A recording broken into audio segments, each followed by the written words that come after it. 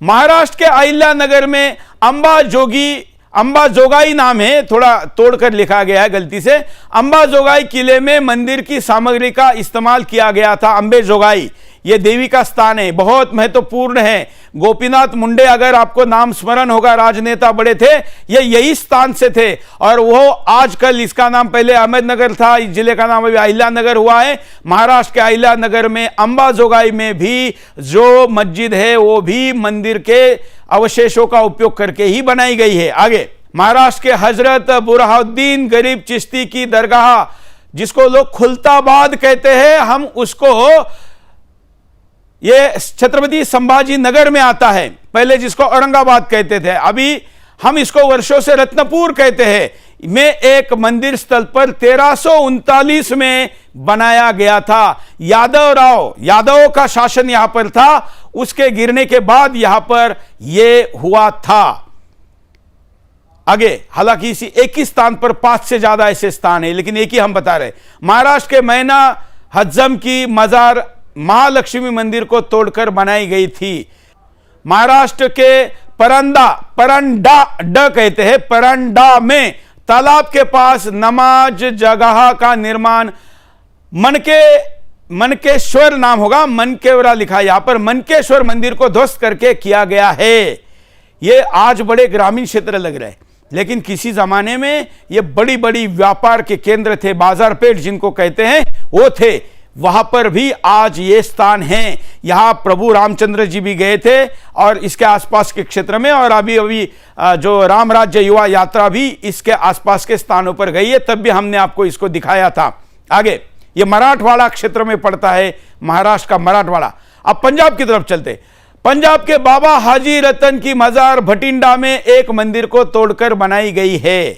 पंजाब सबसे ज्यादा आक्रमण अगर कहीं पर हुए तो अफगानिस्तान भी हिंदुस्तान का हिस्सा था, लेकिन अफगानिस्तान सबसे पहले फतह हुआ, अर्थात हम हार गए, क्योंकि वहां पर अहिंसा का आंदोलन बहुत ज्यादा चला। बौद्ध विचार के प्रचार करने वाले जैसे ही अहिंसा का प्रचार करने अफगानिस्तान में गए, तो अफगानिस्तान जो हमारा सबसे मजबूत किला था, वहां से कभी कोई इधर आ नहीं सकता था, वही वहां का हिंदू समाप्त हो गया। फिर उसके बाद अहिंसा की बात करने वाले समाप्त करके वहां पर इस्लाम आ गया। और फिर जो खैबर खिंड से आक्रमण हुए, उनमें सबसे ज्यादा अगर किसी ने नुकसान झेला और प्रतिकार भी किया, तो फिर उसमें खैबर खिंड के क्षेत्र में पंजाब था। और इसलिए पंजाब के अंदर भी आपको ऐसे कई मज़ारे, मस्जिदें और दरगाह भी मिलेगी। उसमें से ही एक ये भटिंडा का मंदिर तोड़कर बनाई गई पंजाब के बाबा हाजी रतन की मजार है। आगे, पंजाब के लुधियाना में अली सरमस्त की मस्जिद भी एक मंदिर के स्थान पर ही बनाई गई है। लुधियाना आज भी बहुत बड़ा केंद्र है, तब भी था, अखंड भारत में भी था, अभी स्वतंत्र भारत में भी है, और यहां पर भी यह स्थान है, व्यापारिक केंद्र है। सभी लोग तय करें तो लड़ाई ज्यादा लंबी नहीं चलेगी, जल्दी जीती जा सकती है। हालांकि लुधियाना की हिंदू संख्या बहुत ही ज्यादा गति से घट रही है, इसलिए वो भी चिंता का विषय है। आगे, पंजाब के बहादुरगढ़ में किले के अंदर एक मस्जिद बनाई गई है, उसका निर्माण भी मंदिर को तोड़कर ही किया गया है।